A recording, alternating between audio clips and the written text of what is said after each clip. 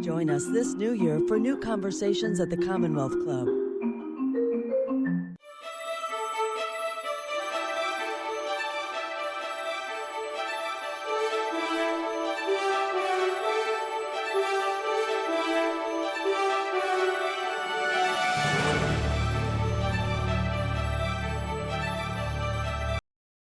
Member of the Commonwealth Club's Board of Governors. Good to see you again, Michelle.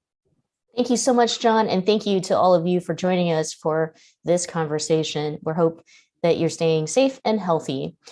I think it's still hard for many of us, I know it is for myself, to look back after 2 years of this pandemic, especially to think about the beginning of it. We're still grappling with the virus, its variants and mutations, and the continued disruptions to our lives. In the Same Breath is a film currently available on HBO that explores the origin and spread of COVID-19 from Wuhan to the United States. So here to discuss In the Same Breath is filmmaker Nanfu Wang. But before we begin our conversation, let's play the trailer for In the Same Breath.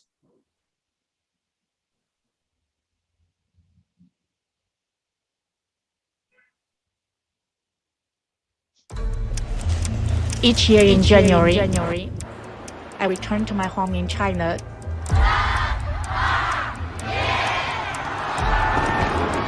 This was the last moment I can remember when life still felt normal.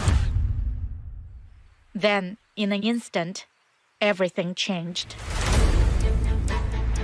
Hospitals were overwhelmed. 最多的时候，我们记得刚刚封城那一天，一天电话量就有1.4万的样子。The official news report said that everything was under control. 没有发现明显的人传人的证据，并未发现明显的人传人现象。 But people were dying on the streets. The risk remains low. There's very little threat here. The media was staging interviews with doctors and nurses. I started asking questions. How are we preparing for this?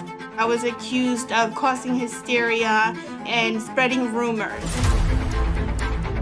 I knew immediately something was wrong. 有种人间天狱的感觉。 We didn't know what to do. The moment you open your mouth, you conceivably could become a target. When the government is telling us where to look, they're also telling us where not to look. Hospitals are warning them not to talk to the media. 凌晨1点多钟把他送走后就没看到他了。 It started out as a medical crisis. It has become a test of our form of government. This is the reflection of a broken system that was already in the verge of death. It's hard to picture how all of this might end. But I can clearly imagine how this could have begun differently. We have to be united to fight this.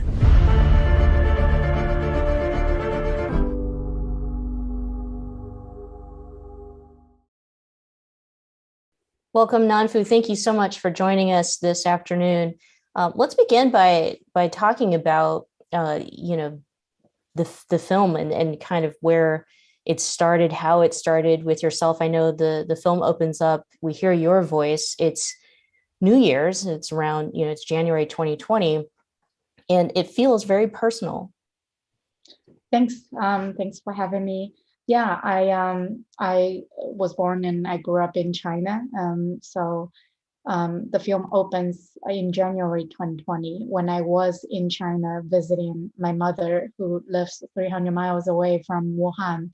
And I had brought my 2-year-old son to visit my mom.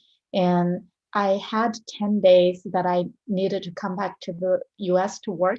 So I made a decision that I was going to leave my son for 10 days in China. And then I was going to return and spend more time with my mom and to pick him up and come back home.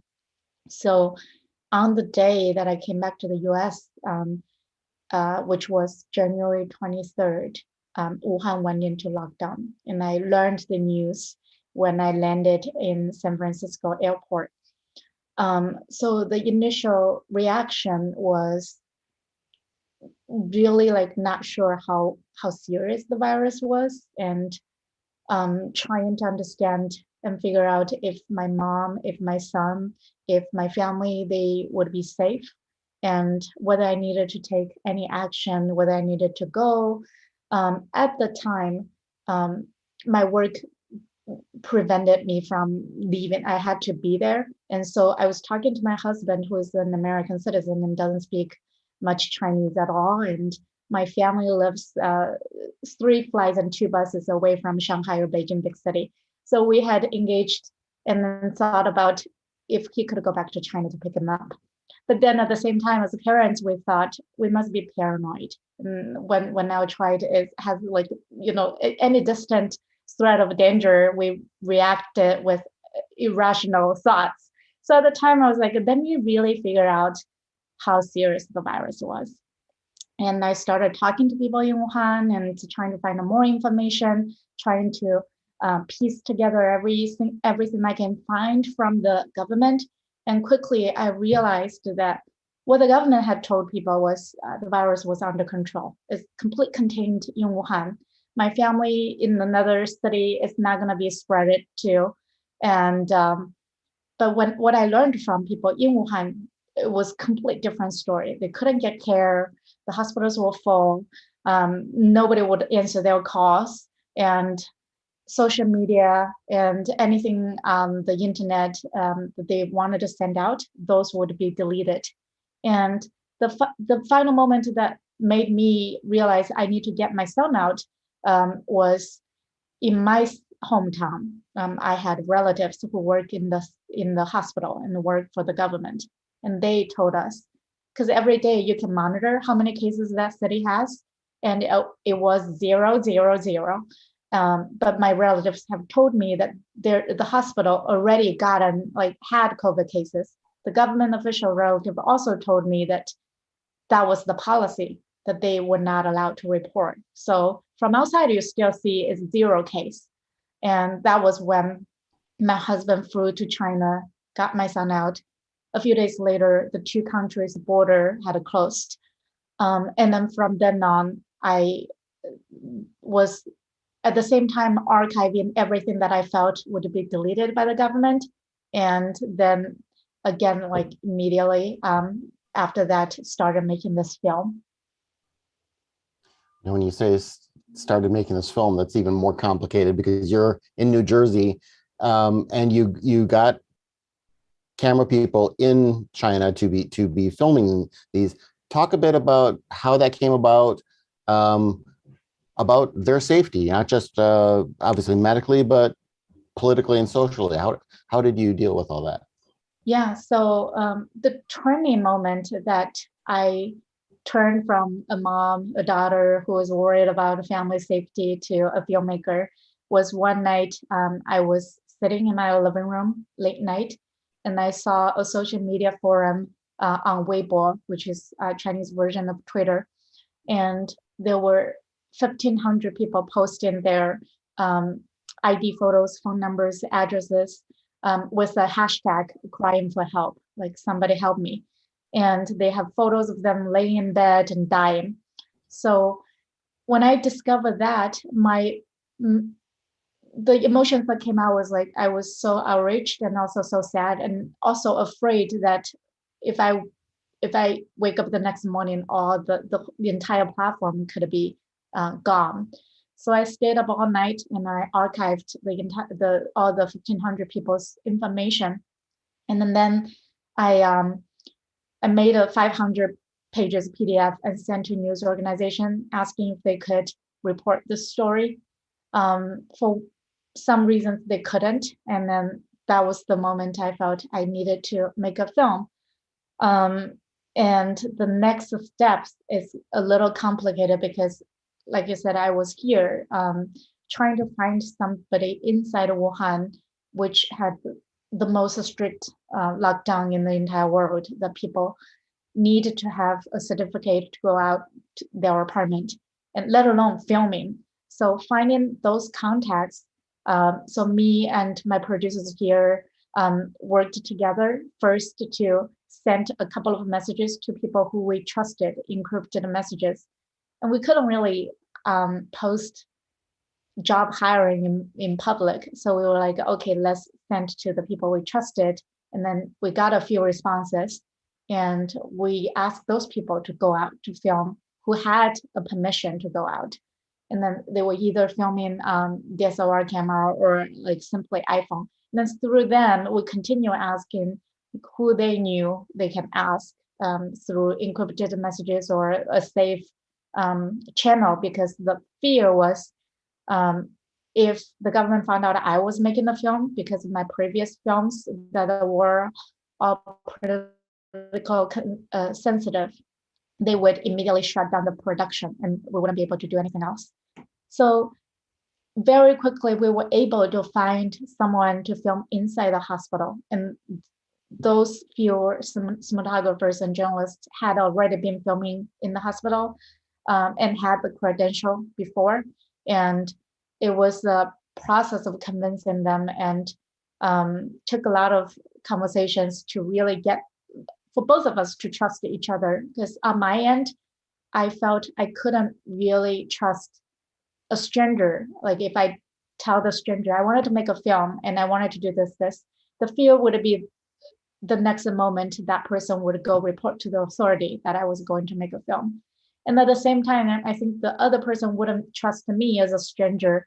What my motivation was I hired by quote unquote foreign agencies, which in China, there is a rising hostility towards media or whether it's a journalist or filmmaker from outside of China, because of the government had promoted that a lot of those were funded by hostile foreign forces.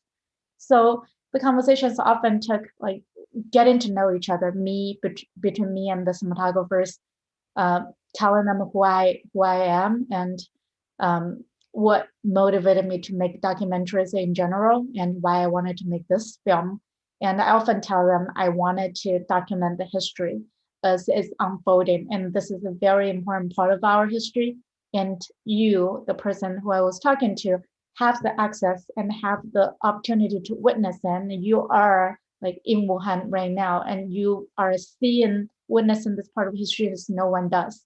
And I hope that you will be able to help document this. And people who eventually worked on this film agreed for different reasons, and that's part of like included in the film too. So after they came on board, the next stage is to make sure, political and physical safety. In terms of physical safety, luckily those people, the first few cinematographers we hired, they had been working in the hospital for a while now.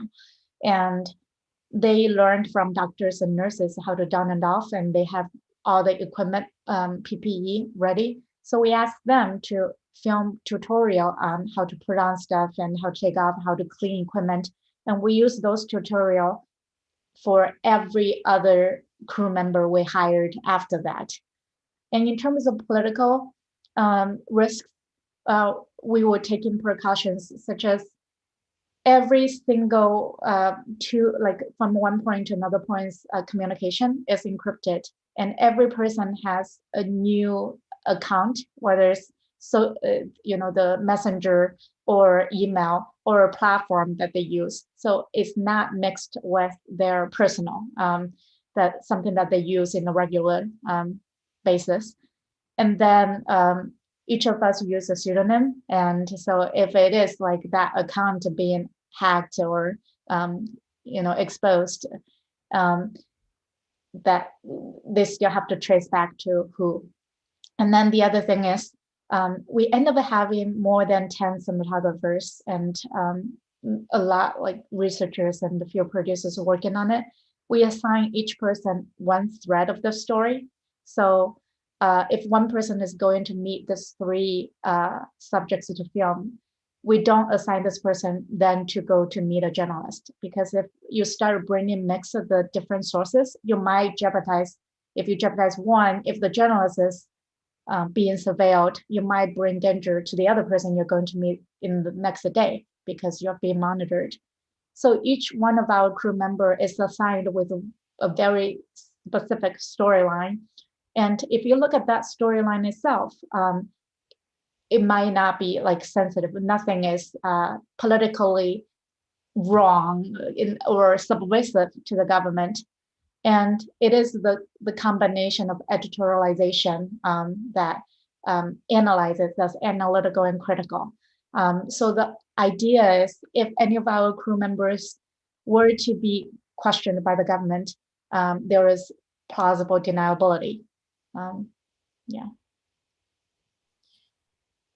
I have to take a deep breath just to, you had to really think through the process of getting the footage, from China.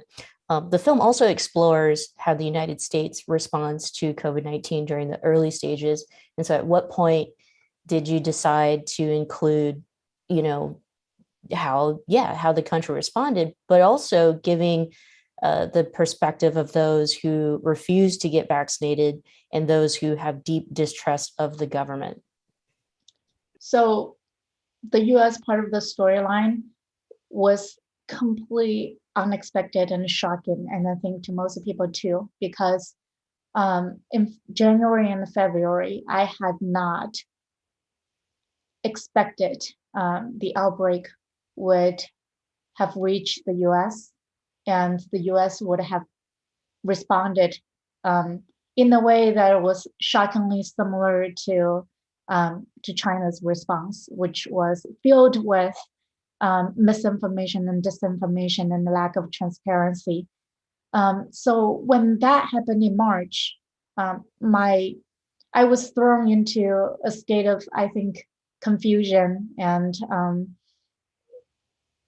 just, it was perplexing. And to me, I think someone as an immigrant and came to the United States with a very idealistic view of what the country represents, that was a moment that I had to ask myself, what did I not know about the US and what I had not seen, what I had been blindsided by my own biases about the country.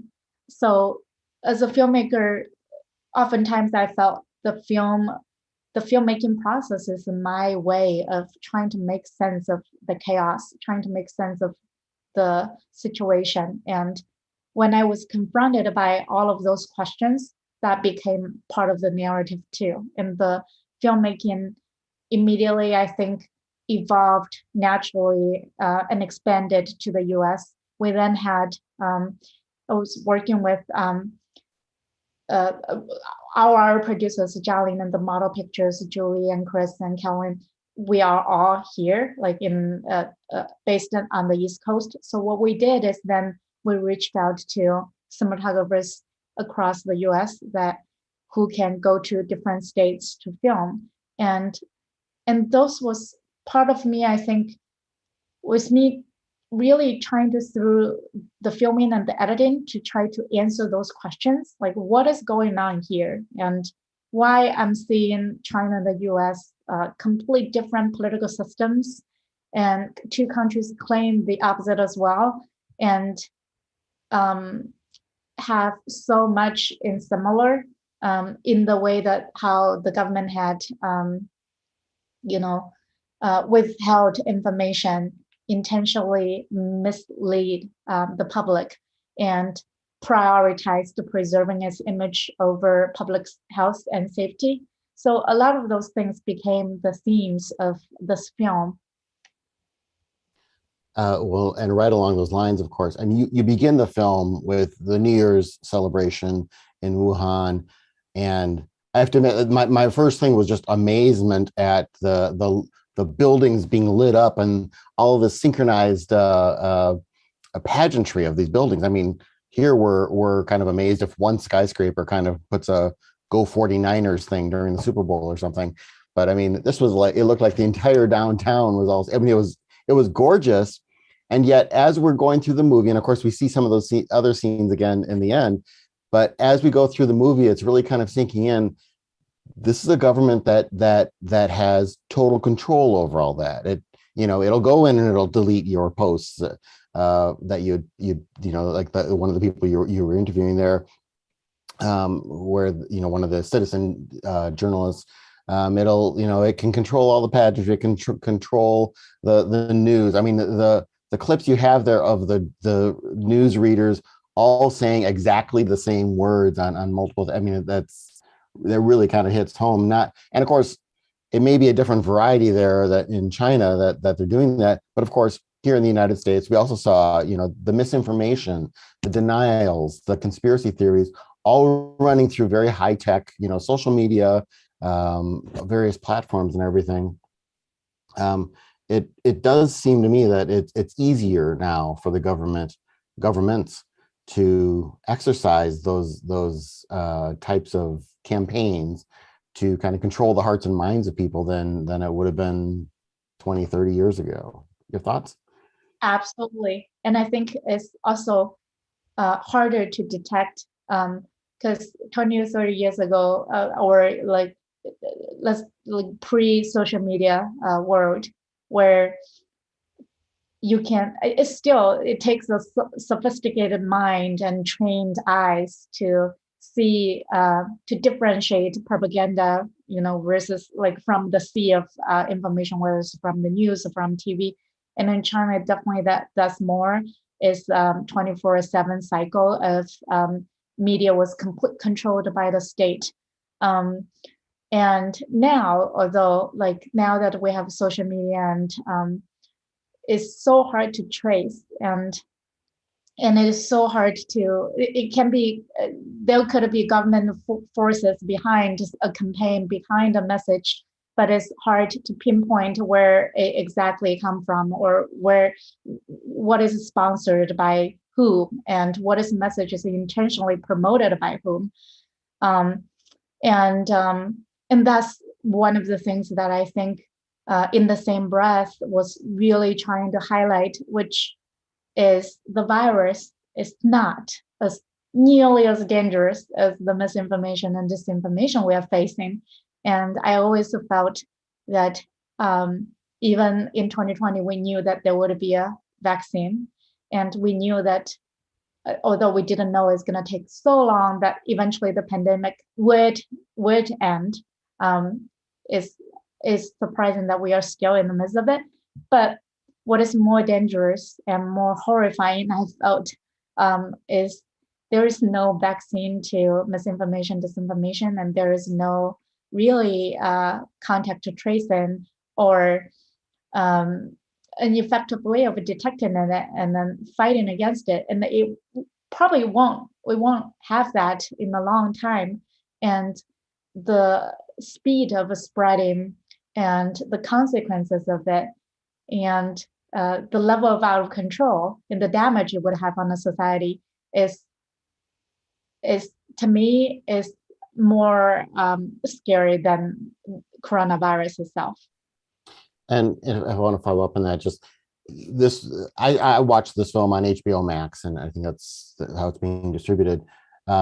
We hear other stories throughout Hollywood of movies that are being made where they're catering the script, they're catering the casting and the marketing in order to please China because they want to obviously have it play in the Chinese market. So they're soft pedaling things. If any of the actors tweet something negative about China, they're getting into all sorts of trouble. You talked about there's no vaccine for misinformation and all this stuff, but it's the independent documentarians and the independent citizen journalists and such seem to be very crucial. Are there enough outlets and support for the work that people like you are doing in order to trying to think of a vaccine analogy to make, but to kind of try to play some of that role too? I think I am one of the lucky ones that the film from very early on, HBO trusted in this project and supported 100% with complete creative freedom and allowed a platform for the film to be seen widely. But I think I am one of the lucky ones, and there certainly could use a lot more support for independent filmmakers. But I also think to rely on raising critical consciousness or educating people on films or literature or articles, that's not nearly enough, because how much audience that a film could reach and how vast the population is. I think if there is no adequate and even like reformed media literacy education in the near future, what we are going to see is going to be another pandemic if it's not taking the same form that we talk about infodemic, and there are so much that could suffer from people's just the ideological in a way that believe in, and we are already seeing that the different level of everybody, no matter what they believe, firmly believe what they were holding is the truth and refuse to see the other side. And that's true with anybody. And I think in order for people to have the ability, including myself, because I oftentimes learned that I had my own biases, and only after, and each film for me is a discovery of what I didn't know before and what my biases were.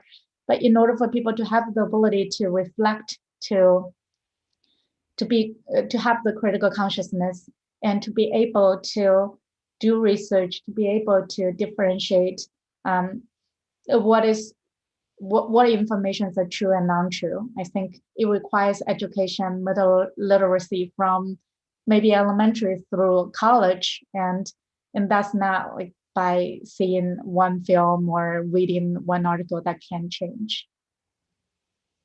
Yeah, to follow up on that, I mean, I'm wondering if you feel as if the people who need to be listening are listening. We're 2 years into this thing, and we all know that we could be living with this. There could be more to come.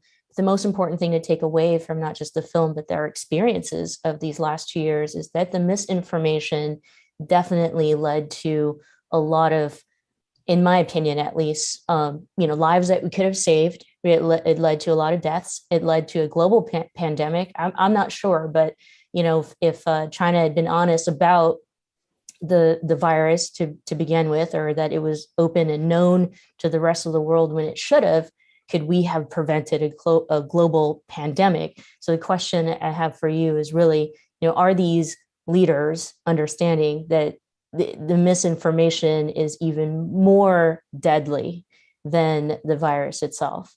Your thoughts? I wish we could all ask them this question. I think if you were going to ask, so in the film, we see leaders telling us nothing to worry about in both countries. And it's also not uncommon. It's also not just isolated in China or US. And if you go beyond the two countries and everywhere in between, the leaders more or less did similar things in many countries. If you ask them whether they would admit that they were spreading information that is untrue intentionally, or I'm sure we would get lots of different answers, but I think, and probably more denial, because what we have seen is they would tell us everything is fine until there is absolutely no way to continue that narrative anymore. Then they would have been forced to admit that it is not under control. I think inherently power and people who are in power, their instinct is to preserve that power. And that's what we have seen, at least I felt like what we have seen during the pandemic is that's the priority. And I think that would only, I don't know, change is too optimistic to say, but like only we would be able to prevent that is if enough citizens are able to, there is a mechanism to hold them accountable. But I don't think we were able to, and we're not seeing, like, especially in China and in the US during the early stages, when people who are questioning, when people who are raising, questions, alarms, and sounding alarm, they were being silenced. It was interesting. By the way, sorry, I wanted to just add this. I do still feel resentment for accepting the narrative that we didn't need to wear masks in the beginning, and here we are 2 years later, and cloth masks aren't even going to cut it.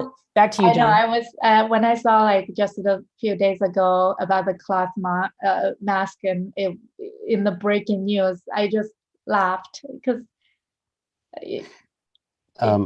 Yeah, and now it's KN95 masks, and in fact, we're getting a bunch of them at the club, so that'll be the new standard you have to wear in the building.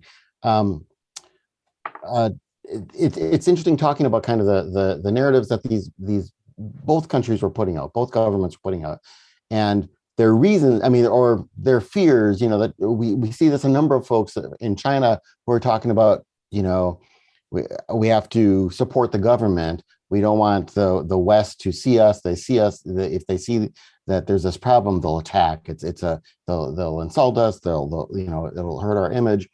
And over in the United States, of course, Donald Trump was projecting this image of, you know, I always do everything right, I'm never wrong and such.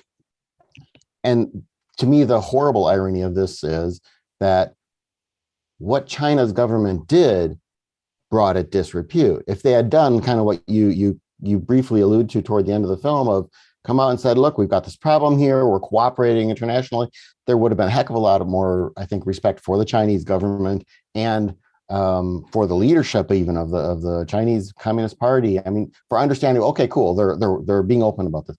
I think Donald Trump would have been reelected if he didn't even need to lead well, if he had just gotten out of the way and, you know, and not injected himself in doing really spreading misinformation and lies and such.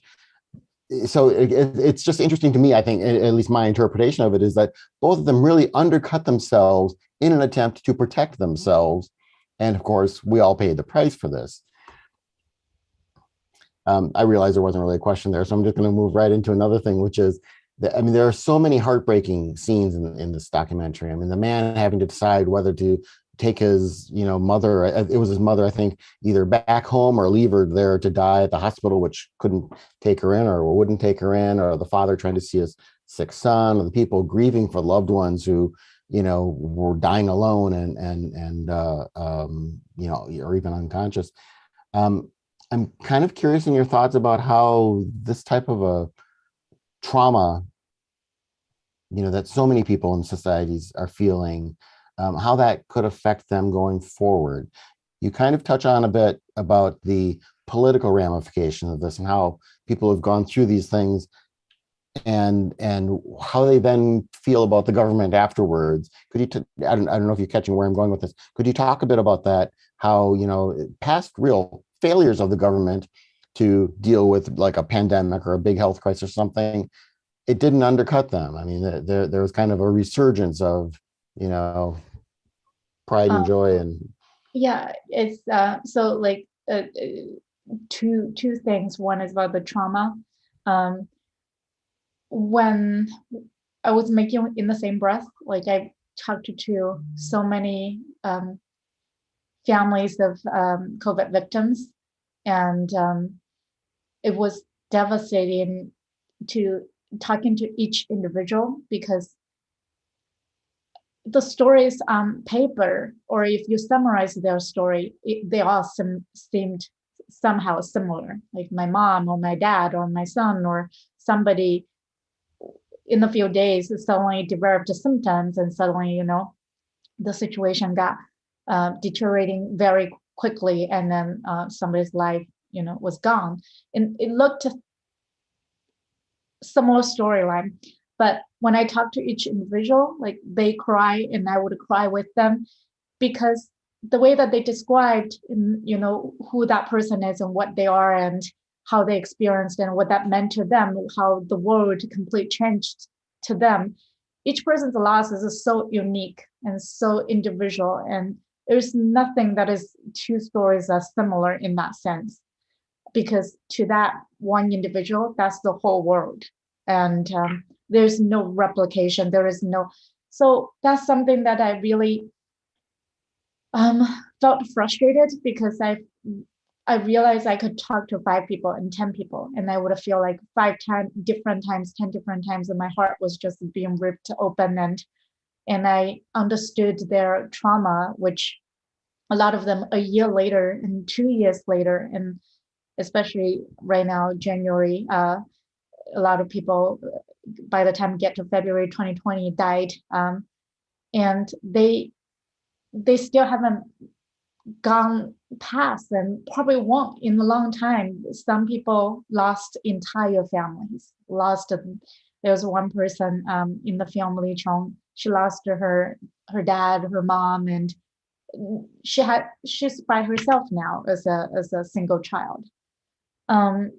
So the trauma part I don't know, and I think the trauma is something that, talking in the broader sense, that how the pandemic has affected each one of us, that's something we won't even begin to fathom in years to come. We're still talking about how it affects kids, how it affects like teenagers, how it affects everyone. And then on the other hand, like the other question that you were mentioning, why so many victims in China, that after the outbreak in Wuhan, after the quarantine was lifted, that they turned around and they praised the government. And that is very, very, very interesting. But it wasn't too surprising to me, because when I was making One Child Nation, which was about the consequences and the impact of one child policy in China, that was the first time I was shocked, because I would meet parents who gave up their kid, who lost their kid due to the policy, who would cry, who you can see how as parents, they never recovered from that loss.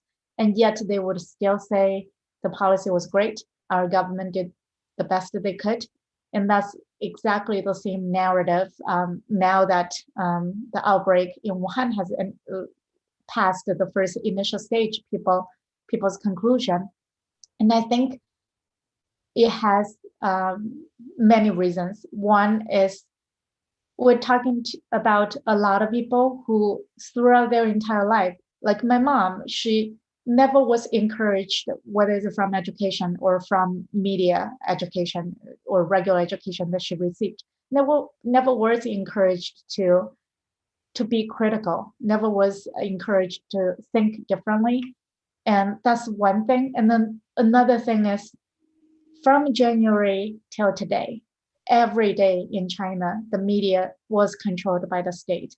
The media has created a narrative which promotes a successful victory story. And when you are watching something, whenever that's just what you have access to on TV, on news, on everywhere in your life, social media, that's the narrative that you hear, that one, China did the best they could. There is nothing else they could do as a natural disaster. Two, every other country has done a worse job. And look at the US. And so that's the narrative they have been promoting, and that has almost replaced people's actual memory now. And that's what have been internalized by people. And I can already see that would be the version in the history book in China. And I think that was why a lot of people in China, despite that they lost their family members, they consider it a natural disaster they couldn't avoid, like an earthquake or anything. But the government didn't have the responsibility. Well, if I am going to write a future book, it would be about failed leadership during a pandemic, period, everywhere around the world. That's what I would write about. I mean, there was a scene in there in which a healthcare worker or frontline worker talked about the fact that the United States had relied on statistics surrounding supplies versus science. And then you just mentioned it, that there were just other priorities going on. So I'm curious to hear, what has been the responses. You brought up your mom, and then you brought up, some of the folks that you'd featured in the film. In the film, we learn of journalists who have gone missing. We learned that there were doctors early on who were trying to ring the alarm bell who had become silenced. I'm curious to hear the responses after seeing the film. Like, what kind of responses were you getting from either China or here in the States? Yeah, in the US, I think it's interesting because since the film premiered in 2021, January, a year ago, on Sundance at a festival, and then in August at HBO, it has been pretty much virtual. So I would get occasionally like people sending me, there was not a lot of like face-to-face conversation, but I would get people's responses. I think in the US, you often, I would find that people, and that is true, oftentimes they got a partial image of China through news reporting, or based on wherever their circle is and what their preconceived notion of what China is, and seeing it, this I think gave them a new way of looking at it. And the US part of it, I think what people have said is it allows them to look to have more clarity in the situation, because it is combing through the very chaotic situation reality. And we basically built a database when we were making this film to try to really go through the entire timeline from November all the way. And then the response in China, people couldn't see the film officially in China. So oftentimes they would find a way to watch it through VPN and change the location to the US when it was available here. And then I have gotten feedback from journalists, activists, and sometimes just regular people. The most touching ones are, as I mentioned, that China has pretty much successfully written its version of the history on the pandemic, even though we're still in it, but it's formed, and it is the way that it's being presented to everyone in China in the schoolroom, that they would learn about the pandemic, how they would learn. So when people saw the film, they appreciated that it reminded them this collective memory that would have otherwise been forgotten and just faded from people's consciousness, because the more that they're exposed to, there is one narrative that, and being told again and again and reshaped, that almost sometimes become their truth. So when there is a documentation that has visuals, has the actual documents from the time, people suddenly was reminded, oh, this was how I felt, this was what I saw then, and I almost completely forgot. And it was funny because a lot of people in the US had actually said to me that when they saw the clip that Fauci said in March that don't wear a mask, their consciousness has almost, I think, shut that off, and then they don't remember that has been said before. Or they hadn't, it was so chaotic in March that who has said what and when, it was completely became a blur. So when they saw the film, again, they were reminded, oh, this was part of the history. Yeah. So you were not just documenting something that was happening to other people, as we noted, you were talking about your own family. And I did working on a documentary about this while it's happening, did that help you deal with I assume, the stresses and the worry that you were feeling, or did it exacerbate that?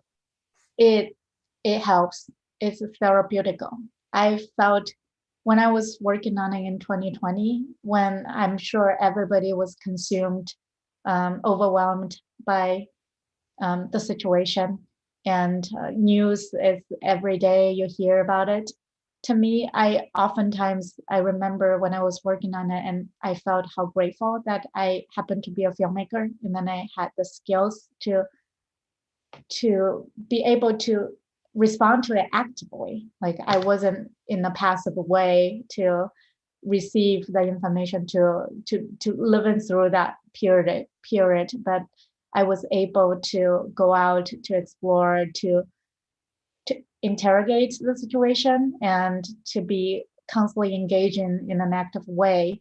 and to be able to express my own emotions and work through those emotions through images, through the film. And I think a lot of people must have felt a lot of the similar emotions that I felt. It was so extreme that if I hadn't been working on the film, I wouldn't have found an outlet. I wouldn't have known what I could do, how I could just not feel so strongly about.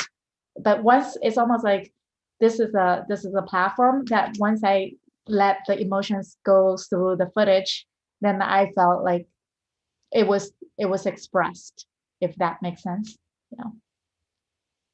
As a viewer, I have to say, I felt validated. A lot of the beginning, I guess, anxiety around COVID and what my thoughts were inside, like, no, I think we should wear a mask, or I think this is way more serious than just a cold or a flu.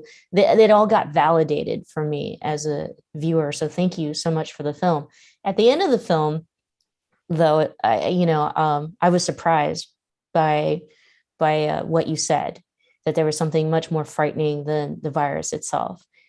So I know we're winding down on time. I'd love for you to talk about what you mean by that. Yeah, it was connected to what I mentioned earlier about the spread of misinformation and disinformation in this social media age, and this quote unquote post-truth age, and how we can discern that, and what kind of a mechanism, what kind of effective response that we can have. And also by this tendency of authoritarianism that we have seen in the past years rising all around the world. And like I said, I grew up in China, and I'm so aware of like the Chinese government and how it governs, and seeing how it had rising from the pandemic. And it is true, I think a lot of scholars and experts and people would have praised the efficient, quote unquote, efficiency of its handling of Wuhan pandemic, and the outbreak I meant, and how if that's the case, and if that's how people are started saying, and unfortunately, how bad the U.S. handled it had become a propaganda tool to further serve China's narrative that our system is better. Although this is not really a contrast, like not a competition at all, but there is a lot of discussion and conversation, discourse that people are saying what China did, it is good. And my fear is that by acknowledging that and by almost approving that, our world is, and then not seeing the problems that it has, our world is going further towards that direction of having authoritarian govern and leaders rising in the next decade. One of our viewers asks if you have a sense of how China's policy toward COVID is affecting people's lives now. So after the time when you made the video. So China has the most strict lockdown policy and testing policy. So and everybody has very strict QR code, whether they are like green color, orange color, or red color. Really, like it is so well implemented that it really affects whether they can get on a subway or whether they can get on a train. And for outsiders, people who travel to China, is mandated 3 weeks of quarantine in a hotel, military style. Like husband and wife needs to be separated in 2 rooms. And in China right now, there are outbreaks in different cities. So currently in Xi'an, which I believe has 13 million people, if I remember correctly, that it is the same scale of Wuhan's lockdown, that the entire city is under that lockdown. And there are new cases rising in Tianjin and Beijing, and they do quarantine each city when they discover an outbreak or breakthrough out in that city. And it's the same as what you've seen in the film in Wuhan. This is one of my final questions for you. one aspect of COVID-19 and the pandemic specific to the Asian community is the anti-Asian racism and hate and violence that we've seen spun out of this. And, it wasn't talked much through the film because I know that it was focused on, different aspect of it, but I wanted to hear if you had thought about it, after the film had already finished, that might be a component you would talk about or include in a future film. Absolutely. I think so. In the film, there is a scene where the reopen protesters are, everywhere in the country. And there is a scene in, believe it's in Chicago. Our cinematographer who was filming that day was an Asian guy, Sam, his name is. And he was like verbally attacked by the protesters and calling him, because he is Chinese American. And so even at the time, we could already see where it came from, and we could see by calling it, China virus, by speculating that this was manufactured in a lab in China. All of those contributed to the rise of Asian hate, and it's not coming out of nowhere. And this is what I was saying, that it's the kind of a virus that you don't really pay attention to, and then when it spreads, it's way out of control. It has spread to the entire country, and so many people. When at the very beginning, it could start from one person. It could be one person's narrative, and that kind of spread it to a lot. So that's something that I hope also that the film could show people, which is the two countries' leaders have taken advantage of this and made a competition by pointing the fingers at the other country. In China, they blamed that the virus originated in the US by the US military. And each country's government and certain leaders, they were encouraging this hostility towards the other country's people or another ethnicity. And I hope that the film, what it shows is we are all similar. And the film shows how people both in China and the US, they suffered the mistakes that made by the government. But if you look at the people themselves, they really have a lot more similarities than the differences. I know we're wrapping up, so I just want to get into writer Matt, I believe it's Fagerholm, calls you, quote, one of the best and most important filmmakers working today, unquote. So is there anything you can tell us about what your next project is? Are you already working on another project? I am working on two projects, but I couldn't talk more about it, what they are, but yeah. Well, we'll go ahead and send you off, and thank you so much for being here with us. I know that you got to run off to more important things than chatting with John and I, so we appreciate your time. Is HBO Max the only way that people can watch the film in the same breath? I think so, yeah. Yeah, all right. Well, yeah, catch it if you can, and, borrow a friend subscription if you don't have one, you need to. It's a very, very important film in the same breath. Nan Fu Wang, thank you so much for joining us for this important conversation. Thank you. John, back to you. Well, thank you again to our special guest today on the Michelle Meow Show at the Commonwealth Club of California. And last but not least, thanks to all of you watching and listening online. You can find more programs at commonwealthclub.org/MMS. Stay safe and have a good week.